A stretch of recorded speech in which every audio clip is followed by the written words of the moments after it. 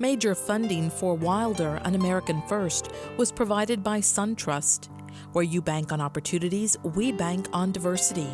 At SunTrust, we know it takes a special combination of people to foster creativity and a more competitive company. Production funding was also provided by Dominion and by Virginia Commonwealth University, and by State Farm Insurance, with local agents who can help you with your insurance, banking, and financial service needs. State Farm Insurance. We live where you live. Wilder, An American First was produced in collaboration with the University of Virginia Center for Politics.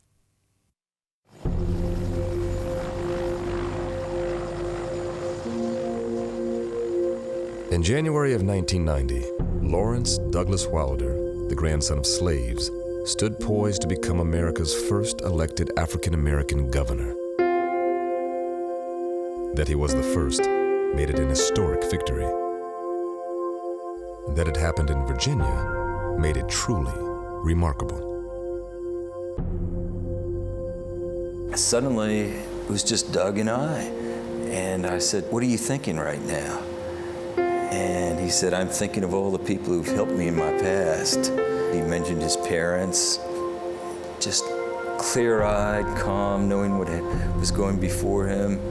And then a state policeman stuck his head in the door and said, "It's time, Governor." Just remember him still walking up the ramp to the platform and feeling that history would never be the same.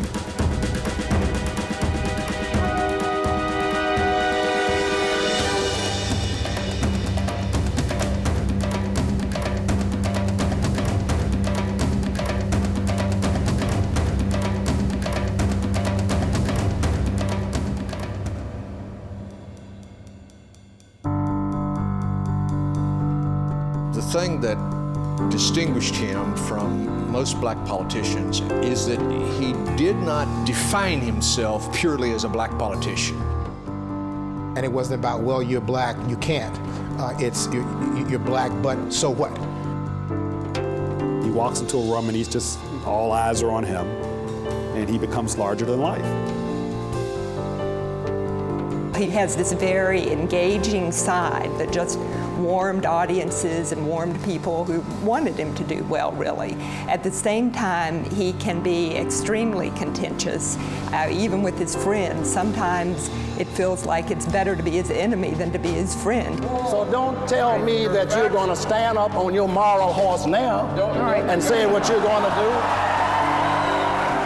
He had to be mean and tough, and he had to knife people right and left, whatever it took to win. And that's why he made history. That's why he was the first elected black governor. And he'll always have that position in history.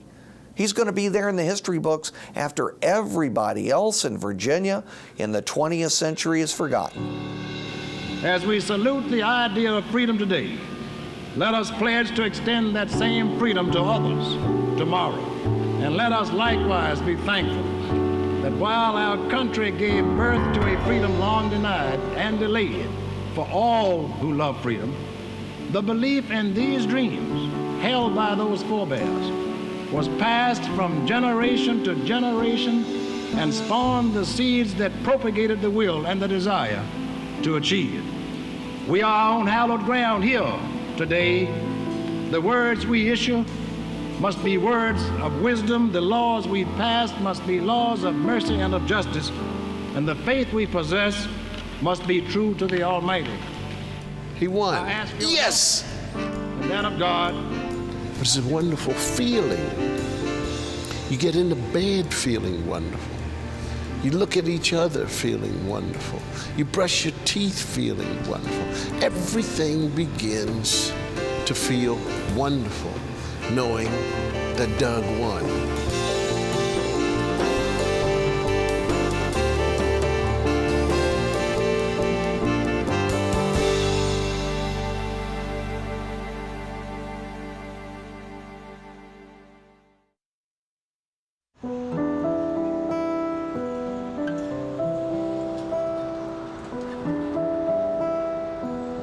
The inauguration of Doug Wilder in the former capital of the Confederacy made him one of the world's most powerful black politicians. His name now took its place in history, next to Virginians George Washington, Thomas Jefferson, James Madison, and James Monroe. But Virginia was also where slavery was introduced to the English colonies, an act that would shape perceptions of the state's culture for centuries.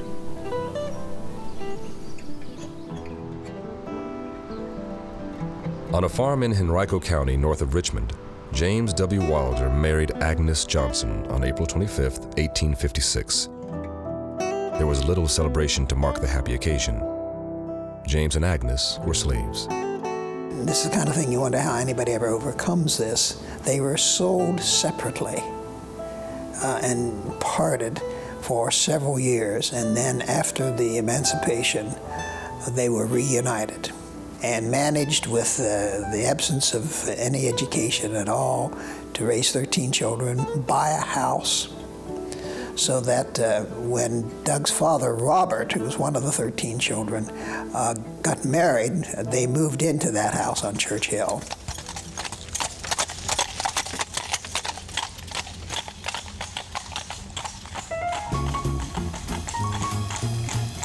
On January 17, 1931, Robert and his wife Beulah welcomed their 9th of 10 children, a boy, whom they named Lawrence Douglas, after activist Frederick Douglass and poet Paul Laurence Dunbar.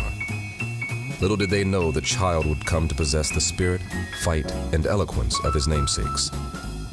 Though his family was poor, there were always flowers in the vases, and music filled the Wilder house.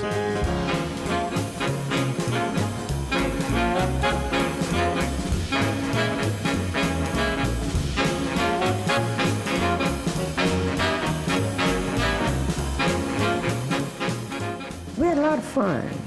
Friday nights was always a free night. We always played games together. We knew all of the games. In fact, that's what I told everybody. Douglas played them, and Douglas was going to win. You weren't going to play with Douglas unless he was going to be in control of the game. In fact, my two youngest sisters used to say they weren't going to play with him ever again. Well, he had a normal childhood. His mother did stress education, however. They did a lot of things together, and he learned an awful lot. She made him do the crossword puzzle, and he enjoyed doing crossword puzzles. Well, I think one of the things that was apparent early on, that this was a multi-talented individual. It seemed that everything he did well.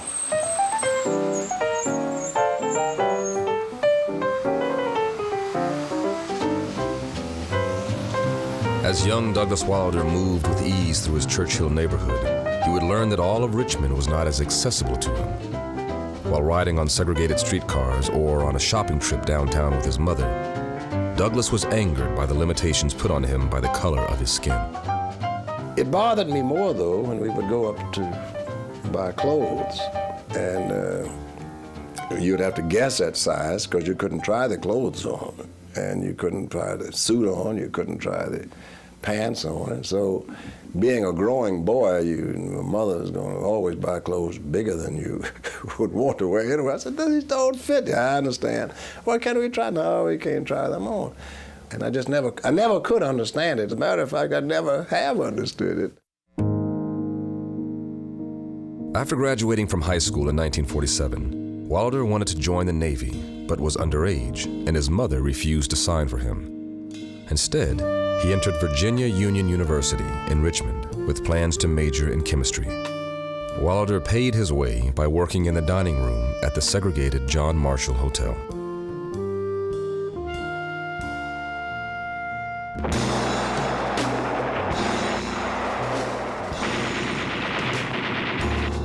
He graduated from college at Virginia Union in January of 1952, and by then the Korean War was full throttle. Doug thought about enlisting, but before he could get around to making up his mind, he was drafted. This was an army that has been integrated. So blacks were serving side by side with whites for the first time, really.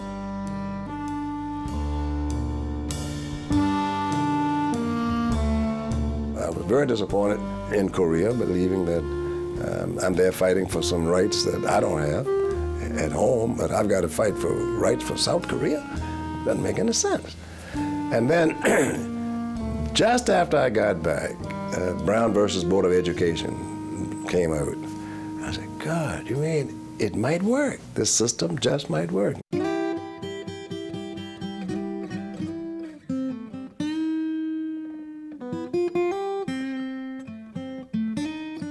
In 1954, Virginia and its tradition of segregation were thrown into upheaval.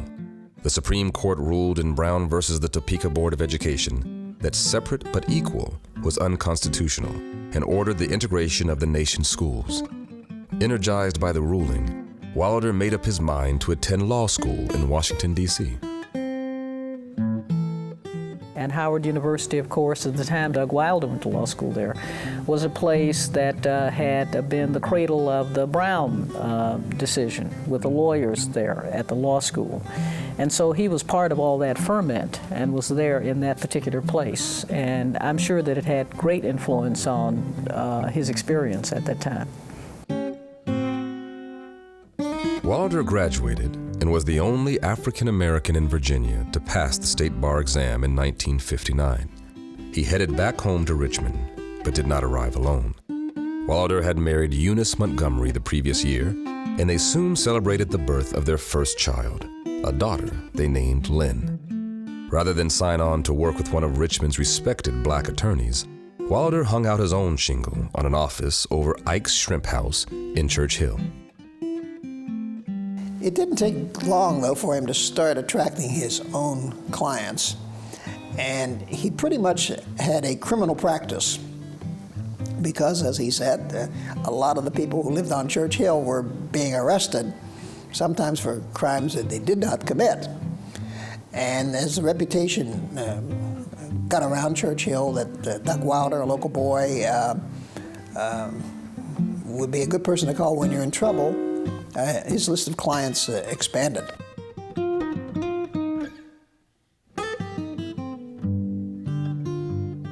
While Wilder's career as a black attorney was taking off during the late 1950s and 1960s, so was the civil rights movement. Black America began to demand that their voices be heard and that their votes be counted. As demonstrators were beaten by police and cities were set afire, Doug Wilder became the agent for the NAACP in Richmond and continued to concentrate on his law practice. I really don't think civil rights has been a great motivating force in his life. I mean, I think personal achievement is a motivating force. I think he appreciates the finer things of life and has wanted to be able to have a life that is built around those. He preaches hard work and pulling yourself up from the bootstraps and all those things, and he certainly is interested in the advancement of African Americans, but it's not like the civil rights movement was a central part of his history or his coming of age in Richmond or his building a law firm here. If we go back and look at what was happening, particularly the mid and latter part of the 1960s, we were really at the ending phase of what was then called the modern civil rights movement. And Doug Wilder has never been a person to promote symbolism. And the dichotomy was symbolism versus substance. And he was just more comfortable working through the courts as a lawyer than he was carrying a banner, marching in the streets.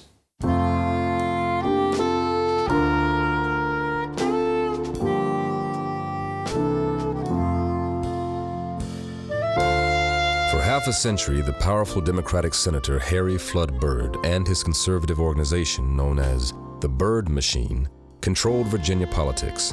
However, their power to suppress minority voter registration and ability to influence policies across the state would soon be severely weakened by federal law. The Voting Rights Act of 1965 was the single most effective piece of civil rights legislation ever passed. It transformed virtually the entire South, Virginia included, by registering hundreds of thousands of new voters. and with the right to vote, the right to become elected and to exercise some power within the political system. With the doors open to run for office, Doug Wilder decided it was time to make a change and announced his candidacy for state senator in 1969. Wilder's victory over two white opponents was the first display of a gutsy political courage that would become a Wilder trademark and made him the first African American in the Virginia Senate since Reconstruction. When Doug Wilder came in, being a trial lawyer, being a great debater, think of Johnny Cochran 25 years ago and think of Doug Wilder before the Senate. That's what it was, and they weren't used to that. Here was a new type of black politician. He was a lawyer, he was very articulate, he was young, he was dynamic, he knew how to handle himself, and this was looked upon, I think, rather quickly as going to be an increasing asset for the Democratic Party. They probably didn't know all the barbs and slings and arrows that would come with it, but I think that's the way they saw it even in 1970 when he first came in.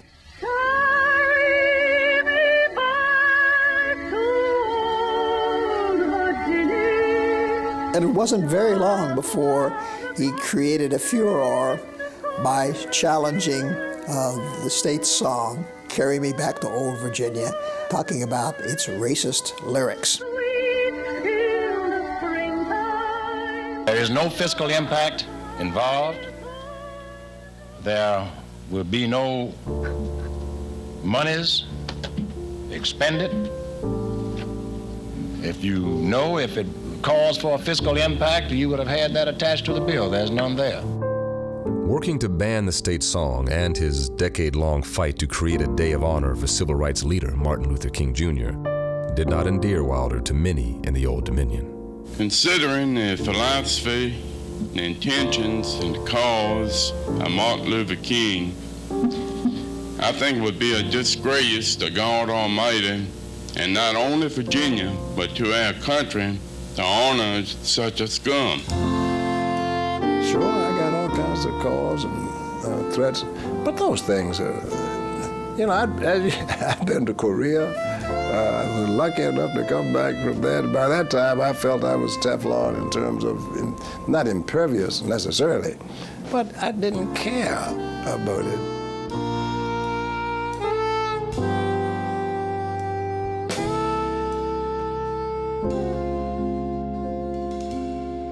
As Wilder was facing challenges in his political life, he would also experience great personal difficulties. After an 18-year marriage, Eunice and the couple's 3 children moved into an apartment in Richmond. A very painful and public divorce soon followed.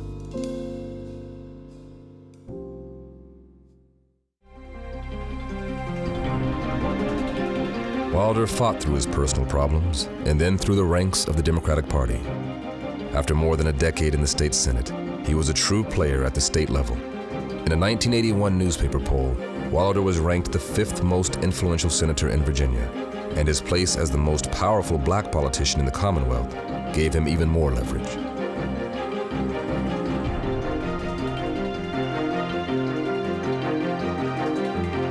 He had the image of power, and it's like a gun sitting on a table. You know that gun can be fired, and in his case, he never really had to pick up the pistol and fire it. It was just the threat of being willing to pick up the pistol and fire it. So when he decided he wanted to run for statewide office, he cocked the pistol, and he laid it on the table, and he said, "Okay, boys, I'm here, and you're going to have to deal with me." And everybody got out of the way.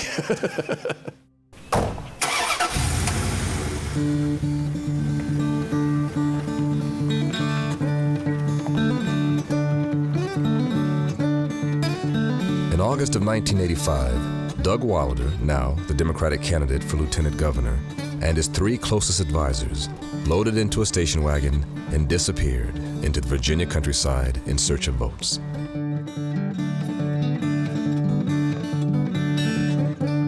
The concern among a lot of Democrats was Wilder going to be a liability? Was he going to do something that would hurt the whole ticket?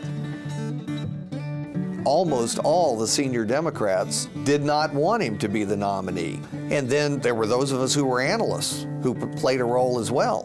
in giving Wilder odds of 100 to 1. The old joke was that whoever the Republicans nominated, if he was alive on election day, he would be the lieutenant governor. And people sort of watched the campaign the way a lot of people might watch a NASCAR race, sort of waiting for the crash to happen and wanting to be there and see just the spectacle of it. I was told by Democratic Party leaders that it was stupid, it was wrong, I was told. I should have been spending more time trying to raise money. I should be fine-tuning my campaign, because going out there with those people, it's not going to work. Those people are not going to elect him, and he's making a big mistake. When Doug worked those kinds of areas, and because he is charming, because when he walks a room, he is a center of attention, regardless of whether he's here with his New York City, because I've been with him both, he's a charismatic character. And so when he did that, they saw this guy really isn't too bad. So all of a sudden, this articulate guy, this guy can make you laugh, who knows all about sports, can talk to you about different things, who's a grandson of a slave, all of a sudden, he ain't too bad. And that's the way they would say it out there. It was, I think, people warming up to my father, he warming up to them, truly learning and engaging, and not the politics of sound bites on television. But I mean, this is literally door to door, or county to county. He knew how to frame things in a way, which is what a good politician does. You frame things in a way that they will appeal to many audiences.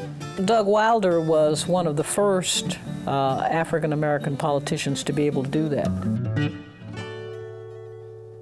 Doug Wilder cares about the people of Virginia. That's why he went over 3,500 miles to every county in Virginia, to more than 300 towns and cities. Doug Wilder, he cares enough to be there. Doug Wilder for Lieutenant Governor.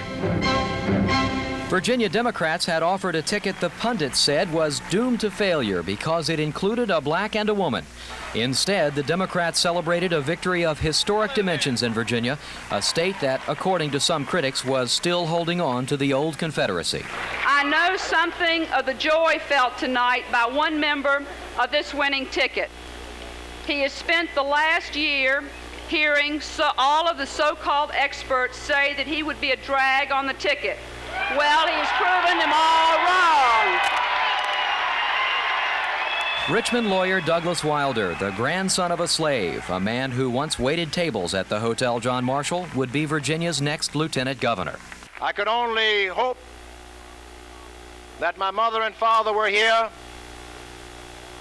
to witness this moment, but I can see my mother's face as clearly as if she were, and she would tell me, "Don't let your head get too big."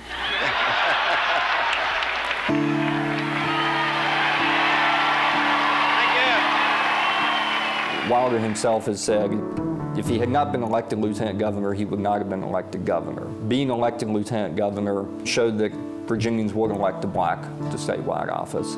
It gave Virginians 4 years to sort of get to know Doug Wilder, become comfortable with him.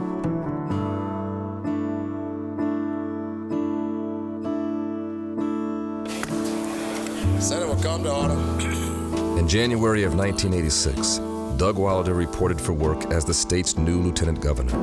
But almost before he could put pen to paper, controversy was swirling around him. The Wilder camp had begun feuding with prominent Democrats, including Chuck Robb, the state's popular former governor. Though they would work together and campaign side by side, these high-ranking politicians would continue to clash publicly for over a decade. The dissension between Wilder and Robb and other political figures in the Democratic Party is part of his maverick persona and part, I think, of his understanding of how the Democratic Party has, in some cases, taken black voters for granted, and in many cases not wanted to take seriously people who wanted to run for office.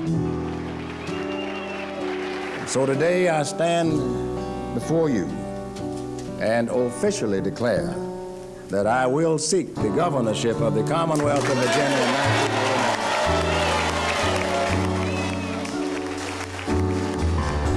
Democrats or Republicans felt a black candidate could win a race for governor in the state of Virginia. History was not on Wilder's side either. The lone African American to serve as a governor in the United States was P.B.S. Pinchback of Louisiana, who was appointed to the position and served 36 days in 1872. If a state was to elect the nation's first African American governor, the odds were heavily against Virginia. Here we are in Virginia, an African American running for the governorship.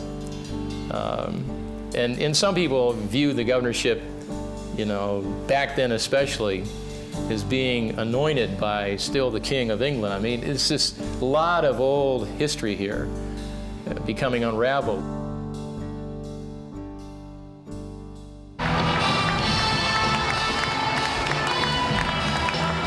On June 10, 1989, 4,500 Democrats gathered at the Richmond Civic Center to nominate Mary Sue Terry for Attorney General, Don Beyer for Lieutenant Governor, and Doug Wilder for Governor.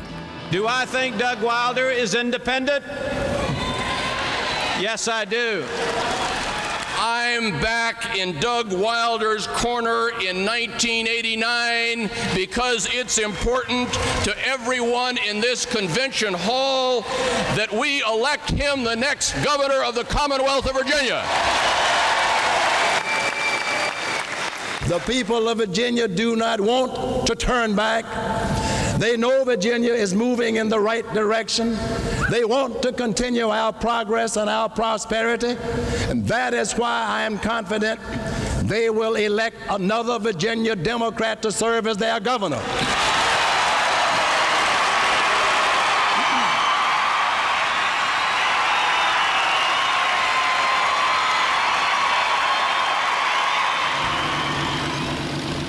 In the pre-dawn hours, Democrat Douglas Wilder took off from Richmond Airport. His destination, Martinsville, Virginia, the heart of good old boy country. Surveys show that black voters overwhelmingly support Douglas Wilder. The question is whether white Virginia voters will elect a black man to be their next governor. Virginians are one people. We need to stop pitting region versus region and people versus people. There's racism everywhere.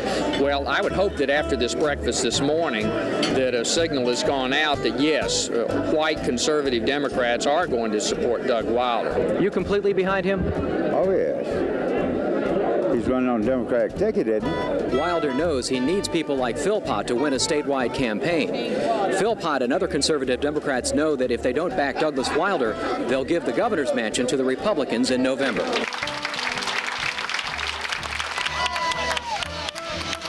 Marshall Coleman, the Republican nominee and former Virginia Attorney General, started the race with an early lead and focused his campaign on public safety and criminal justice, including the death penalty. His name, Douglas Wilder. Coleman's staff attacked Wilder's personal problems, which they described as character issues. This is the row house owned by Douglas Wilder, twice cited for housing code violations. Wouldn't you think a millionaire with 2 Mercedes in his garage could have spent a few dollars to make the property safe for neighborhood children? And is that the kind of man we want for governor? Wilder faced further troubles throughout the summer. A series of letters exposing the rifts between Wilder and Chuck Robb, who was now a U.S. Senator, were publicly released.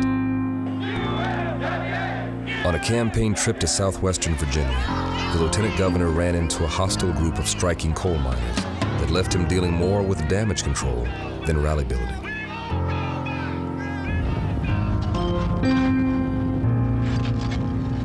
But the biggest potential blow would again focus on race, as a wave of racial violence swept the ocean front of Virginia Beach during the annual Greek Fest. The violence destroyed much of the perceived improvement in relations between whites and blacks in Virginia, and hurt Wilder's efforts to keep issues of race out of the election. As the summer came to an end, the Wilder campaign had taken a series of blows, yet their candidate was still standing. Coleman's lead in the polls had grown but was not out of reach, and now it was Wilder's turn to strike. Marshall Coleman, we are going to keep you out right now! During the summer, the Supreme Court of the United States ruled that states could restrict abortions beyond the limits set in 1973 by the Roe v. Wade decision. You had that Supreme Court decision in the summer, which gave Wilder a great issue. On the issue of abortion, Marshall Coleman wants to take away your right to choose and give it to the politicians. He wants to go back to outlawing abortion, even in cases of rape and incest. Doug Wilder believes the government shouldn't interfere in your right to choose. He wants to keep the politicians out of your personal life. Don't let Marshall Coleman take us back. The Coleman campaign tried for a while to ignore it. Your choice. And it became very clear over a period of just a few weeks that the Wilder message on abortion was resonating with what was in the news media and what was current because of the Supreme Court decision. And only 4 short days remain in this campaign for the future of this great state. And so talk to your family, your friends, take them to the polls with you. Make these last days count for Marshall Coleman, for Virginia, and for the United States of America. Thank you. It was an angry Marshall Coleman who turned up for a late afternoon news conference at the state capitol. Trailing in pre-election public opinion polls with time running out, Coleman charged that Virginia news organizations have glossed over what he termed Douglas Wilder's dishonesty and corruption. I don't think it matters how much history Doug Wilder's election on Tuesday would make. He has to meet the same high standards that Virginians have always demanded of their governors. And I, for one, am not going to stand by and watch a person who is unfit to preserve that tradition glide into office with a feel-good, make-history message and a cry of negative every time someone dares to tell the truth about him. No more lies! No more lies! College Republicans don't buy Wilder's denials. They turned up at a Wilder rally at the College of William and Mary, but they were shouted down by Wilder supporters. Take my word for it, I will be the next governor of Virginia.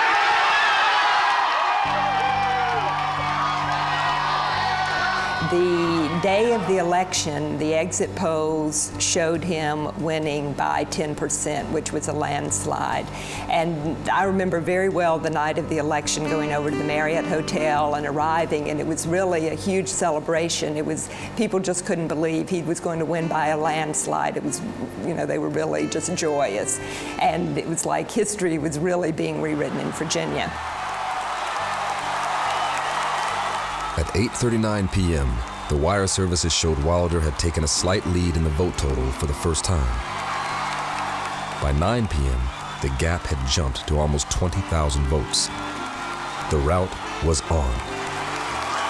For 45 minutes, Wilder maintained a lead of at least 20,000 votes. Then, the stream of numbers abruptly stopped.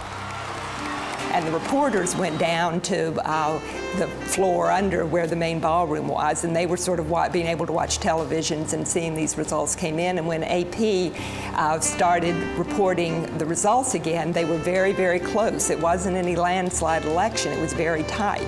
And so there was sort of this disconnect with people upstairs celebrating and people downstairs realizing this was not what the people upstairs thought.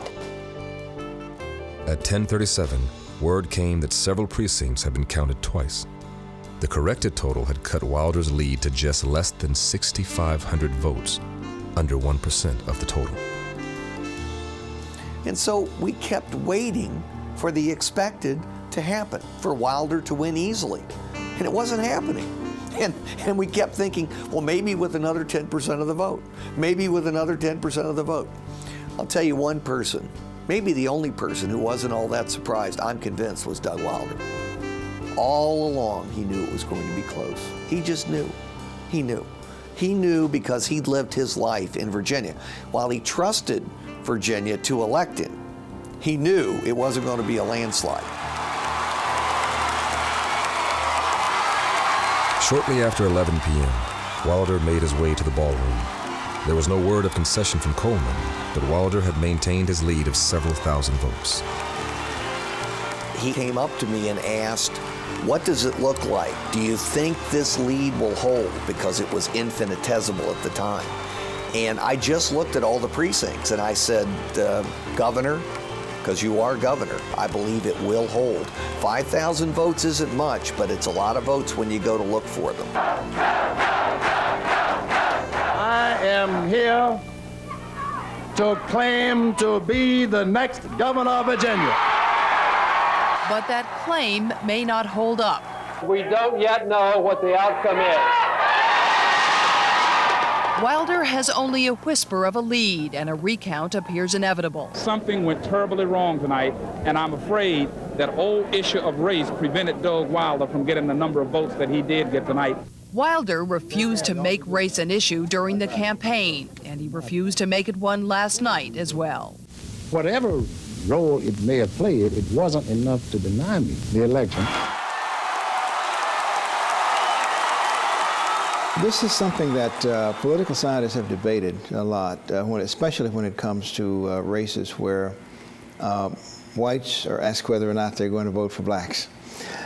We saw the same thing in David Dinkins' race as mayor of the city of New York. That the day he went in, the polls were pretty good, very comfortable in terms of his lead.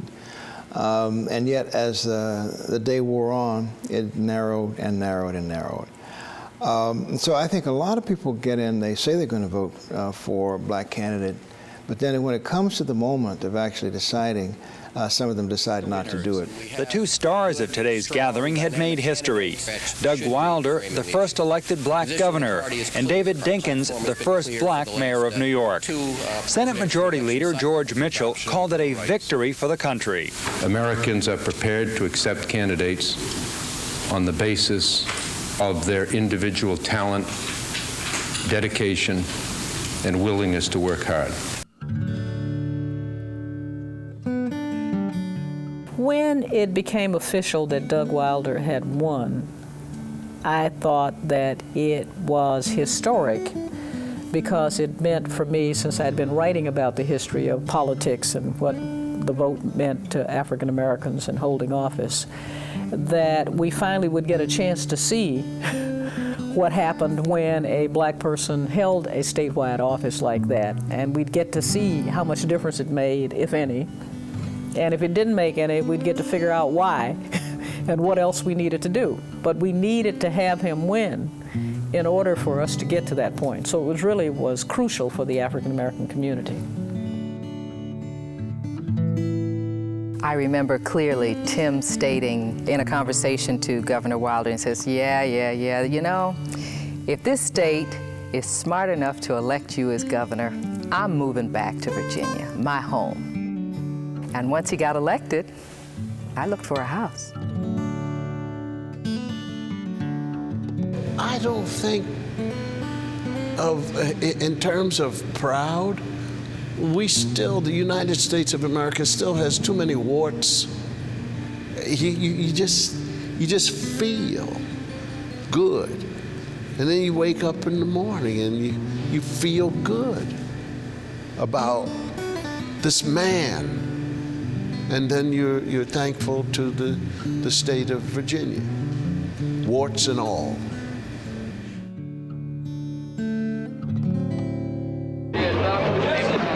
It's an historic moment, so full of hope because the prayers of the righteous and the very lofty dreams have been fulfilled. As I watched the people in Berlin as walls came down with a great sense of ecstasy, I have a sense of how that feels because this is the state where the slave ships landed, and to go from the hull of a slave ship to governor of the state is a great American story. It's a great world story. And it casts light and not shadows. And so if people will work hard and diligently and vote their hopes and not their fears, we'll keep on breaking down barriers and making America better and keeping America strong.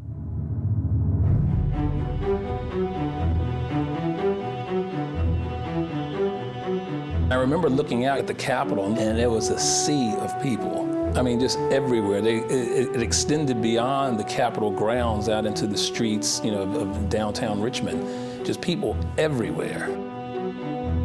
There were children sort of hanging out of trees almost, climbing and playing around, and there were older people with canes and walkers, and it really was a great American moment.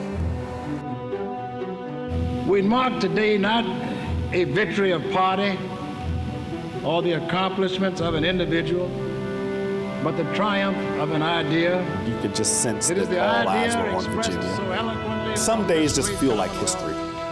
They smell like it, they look like it, they taste like it, and this was one of those.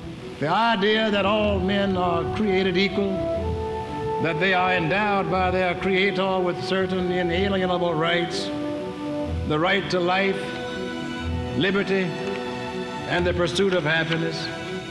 It was a tremendous big deal for Virginia, for America. It showed what we mouth as our beliefs and principles were not empty promises. That pride does burst forth and lifts my voice and my spirit to acclaim, so that I can say to you today that I am a son of Virginia. Thank you, and God bless all of you.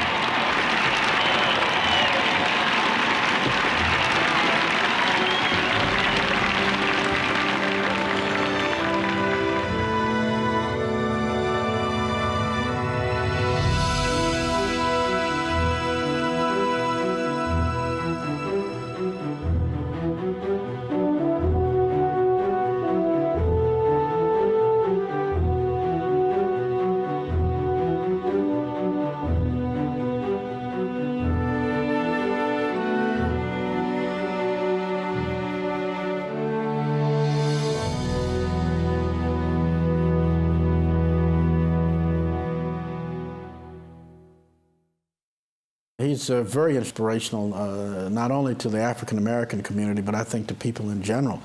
Once again, it shows that if you're committed to something and you're willing to fight for it and not be turned off by the obstacles that people throw in front of you, that is a marvelous story, and it's a marvelous example for everybody. I think from the standpoint of African-Americans, he brought the largest number of African-Americans into government in the history of the state of Virginia. That's worth something. But the question then is, what were they able to achieve? And I think quite rightly, when you look at the economic circumstances of the state at the time, it was very difficult to achieve anything. You know, I mean, there were some of us who knew that Doug Wilder would not be able to work miracles, and that Doug Wilder being elected governor would possibly not have a tangible, appreciable impact, positive impact on our lives, but that this was larger than us. You know, he was going about the task of making history.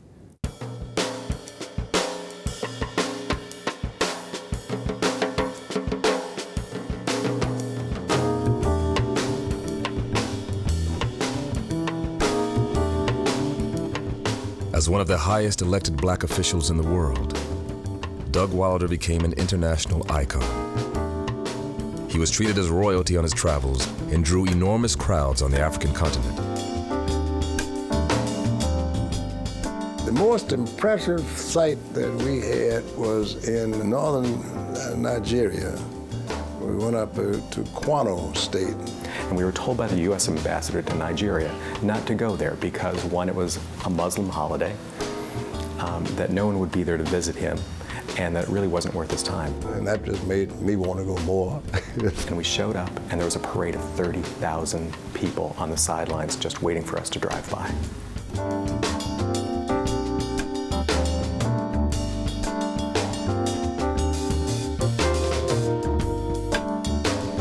I know when the African heads of state came here, that was another moment. All that pageantry and grandeur and just the largest delegation of African heads of state ever on U.S. soil. You know, you felt like Virginia was like happening in a way that it hasn't since. You know, I mean, all eyes were on us. You just got the sense that this was the place to be.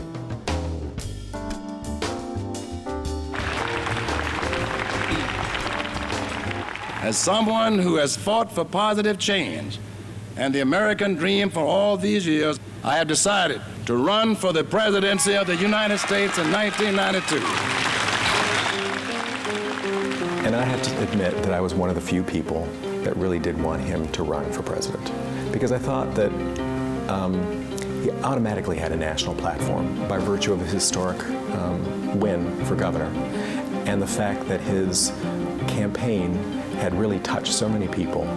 Wouldn't have never dreamed that I was riding on the back of the bus and going to an all-black school and living and couldn't have a drink of water in the fountains at restaurants or stores downtown. I would not have even imagined it. That's why it's such a fantastic thrill for me as a native of this community to see what has happened not only with the aspirations of an African American for president, but that the community has advanced so much in such a short time.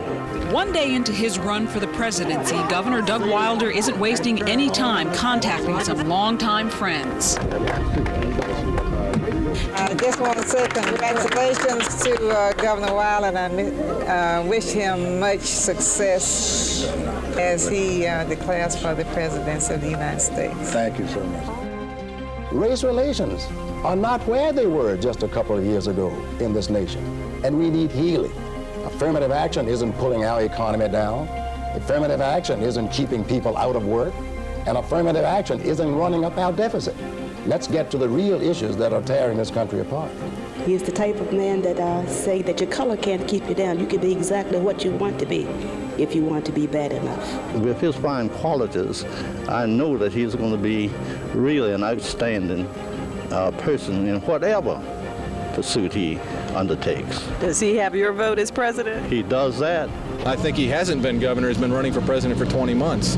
I don't think anything's going to change. I don't think it's been very good for the state, no. It would be, I think, in the best interest of the Commonwealth if he would quit the office and let somebody in the office that's willing to devote some time to being the governor of Virginia. Wilder's decision to run for the presidency and remain Virginia's governor continues to draw criticism, but today the governor said all that criticism is downright unfair. No one is asking Tom Hawkins to step down as senator. No one's asking Bill Clinton to step down as governor. No one has ever asked anyone to step down and to resign before, and someone said, well, why are they asking you now? I said, you'll have to ask those people, and why it's in their minds that a double standard should be applied in my case. As extraordinary as his timing was in his ascension and knowing when to strike and when to make the move to become both lieutenant governor and governor, I think his timing was off, from that point on, from a political standpoint. It was so widely unpopular in Virginia by December of that year, Wilder's approval rating had dropped to about 18%. He then withdrew from the presidency and went about the business of kind of mending the budget as best he could. Adding to his falling approval rating, the conflicts between Wilder and Robb erupted yet again. An illegally taped conversation, including Wilder, was released by Chuck Robb's staff, ending with a grand jury investigation. This controversy, combined with Virginia's record deficit and a national recession, would make it difficult for Wilder to regain his popularity. Wilder was tough, always tough. That will always be the adjective that I will most associate with him.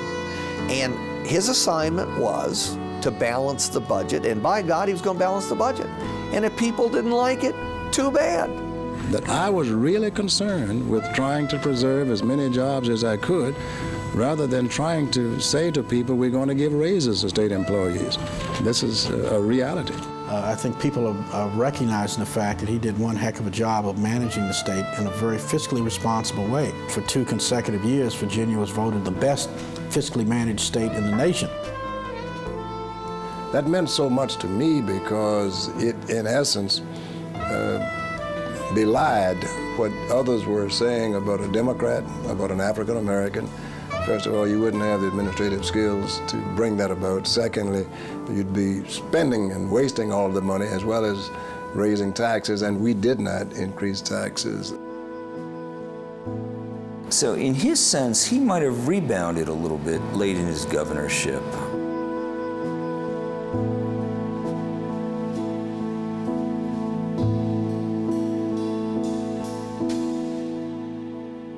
Do you think you had something special to prove as the first elected African-American governor? Yes, I do. For people who, particularly African Americans or minorities, it says, don't ever say they can't do it because of that. They can do it. They can do just as good a job as anyone else if they are given the chance.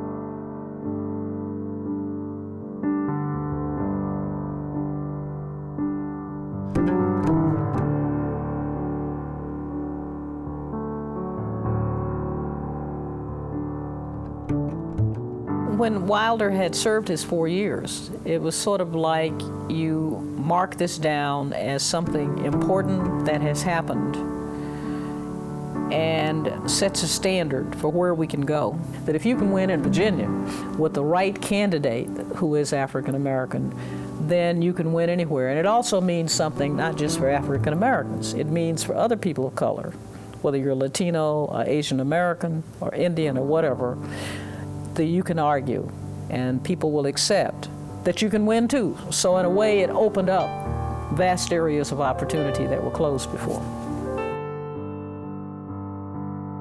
Relative to standing up, not to say... Since a Virginia governor cannot serve consecutive terms, many expected Doug Wilder to stay politically active by seeking a higher office. He ran as an independent for the U.S. Senate in 1994, but dropped out and supported the incumbent, Chuck Robb, a critical political alliance that would help Robb defeat Marshall Coleman and Ollie North in a contentious election. All right, I'm gonna throw it to you. Even out of office, Wilder remained an unconventional and unpredictable voice in Virginia politics. Well, I hope I'll be around for a little while longer. He surprised many when he returned to his hometown in the fall of 2004 and became the first popularly elected mayor of Richmond in over 50 years.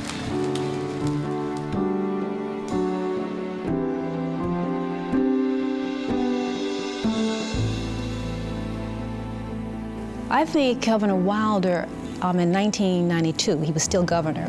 He traveled to the Goree Islands in Africa, West Africa, and that's when he decided that he wanted to build a National Slavery Museum. Doug Wilder talked about this even when he was busy with other things. Years, decades ago, this has always been a dream of his. I'm sure he sees this as much as his legacy as that of being the first African-American governor.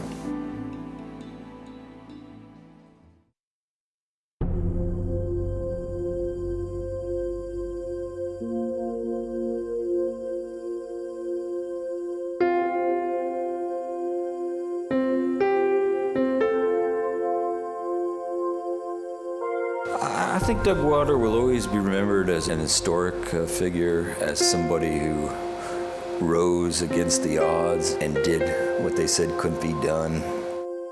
Somebody who showed a framework for how to get elected, a minority to get elected, and that framework was that you have to be a candidate for all people. He is one of those who took the legacy of the civil rights movement into the places where the dreamers in the civil rights movement wanted it to go. They wanted it to go into the assembly. They wanted it to go into the state houses. They wanted it to go into people running for president. And so he was a legatee of that movement. Nothing could ever change what he's accomplished. Nothing could ever change both what it took for him to mount that summit, and nothing can ever change the way he proved that the color of a person's skin has nothing to do with one's ability to govern. It's something to be proud of.